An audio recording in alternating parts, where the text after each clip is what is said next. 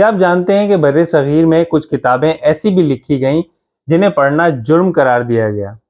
ایسی کتابیں جنہیں پولیس نے چھاپے مار کر قبضے میں لیا، جن کے صفحات پر سیاہی پھیری گئی اور جنہیں سرے عام آگ لگا دی گئی۔ آج کی ویڈیو میں ہم اردو ادب کی ان 3 پرسرار اور ممنوعہ کتابوں کی داستان سنائیں گے جنہوں نے ایوانوں میں لرزہ طاری کر دیا تھا، جن میں سے ایک کتاب تو اپنے مصنف کی موت کا سبب بھی بن گئی تھی۔ اس سلسلے کی پہلی کتاب اتنی خطرناک ثابت ہوئی، نہ صرف اسے ضبط کر لیا گیا بلکہ اس کے دکھ نے مصنف کی جان لے لی۔ اس کتاب کا نام ہے مشاہدات۔ نواب ہوشیار جنگ اس کتاب کے مصنف ہیں، جنہیں دنیا ہوش بلگرامی کے نام سے جانتی ہے۔ ہوش بلگرامی ریاست حیدرآباد دکن کے دربار سے وابستہ تھے اور نظام دکن کے قریبی ساتھیوں میں شمار کیے جاتے تھے۔ جب انہوں نے اپنی یہ خودنوشت شائع کی تو اس میں حیدرآباد دکن اور رامپور کی ریاستوں کے درباروں، شاہی طرز زندگی اور وہاں کی اہم شخصیات کی نجی زندگیوں کے ایسے انکشافات کیے کہ پڑھنے والوں کے پیروں تلے زمین نکل گئی۔ کتاب منظر عام پر آئی اور اس کے آتے ہی ایک طوفان کھڑا ہو گیا۔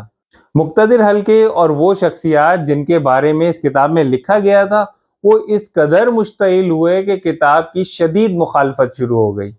نوبت یہاں تک پہنچی کہ کتاب کے کئی صفحات پھاڑ دیے گئے اور بہت سی لائنوں پر چٹیں لگا کر اسے چھپانے کی بھی کوشش کی گئی تاکہ لوگ اسے پڑھ نہ سکیں، لیکن مخالفت کی آگ ٹھنڈی نہ ہوئی اور بالآخر نظام دکن کے حکم پر اس کتاب کو ضبط کر لیا گیا۔ ناظرین، ایک ادیب کے لیے اس کی کتاب اس کی اولاد کی طرح ہوتی ہے۔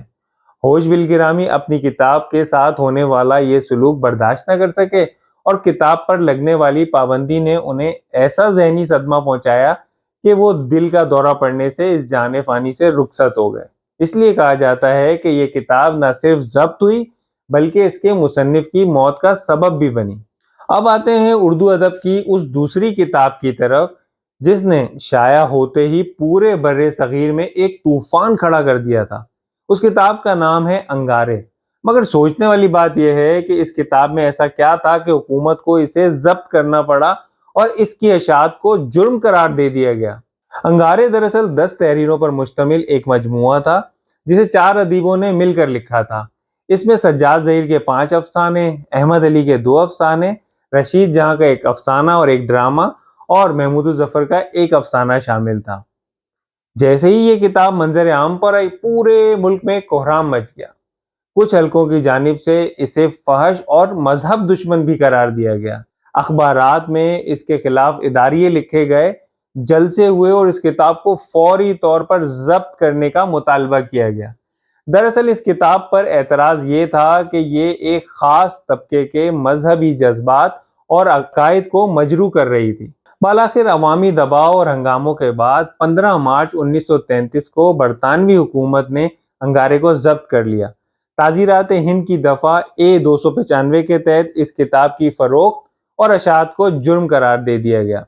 پولیس نے چھاپے مار کر اس کی کاپیاں قبضے میں لی اور جو کتابیں پبلشر کے پاس موجود تھیں انہیں جلا دیا گیا اور یوں اس کتاب کا بھی صفایا کر دیا گیا۔ ممنوعہ کتابوں کی فہرست میں تیسری کتاب جس پر پابندی تھی اس کا نام ہے آشوب۔ اب سوال یہ پیدا ہوتا ہے کہ اسے کیوں بین کیا گیا تھا؟ آشوب دراصل انقلابی نظموں اور تحریروں کا ایک مجموعہ ہے جو تحریک آزادی کے دوران بر صغیر کے مختلف شاعروں اور ادیبوں نے لکھی۔ دراصل انگریز حکومت ان تحریروں سے خوفزدہ تھی کیونکہ ان نظموں میں آزادی کا جذبہ اور برطانوی قبضے کے خلاف انتہائی شدید غصہ پایا جاتا تھا۔ انگریزوں کو یہ خوف پیدا ہو گیا کہ یہ عوام میں بغاوت کی لہر پیدا کر دیں گی، اس لیے ان تحریروں کو ممنوعہ قرار دے دیا گیا اور انہیں ضبط کر لیا گیا۔ ان ضبط شدہ کتابوں کے حوالے سے ایک اہم بات یہ بھی ہے کہ ان کو لندن کی انڈیا آفس لائبریری بھیج دیا گیا تھا، جہاں یہ برسوں تک فائلوں میں دبی رہیں اور پھر دہائیوں بعد نیشنل آرکائیو آف انڈیا نے ان نایاب دستاویزات کو دوبارہ حاصل کیا اور 1993 میں آشوب کے نام سے پہلی بار کتابی شکل میں شائع کیا۔ آپ کے خیال میں کسی کتاب یا خیال پر پابندی لگا کر اسے ختم کیا جا سکتا ہے یا نہیں؟ یا پابندی کسی کتاب کو مزید مشہور کر دیتی ہے؟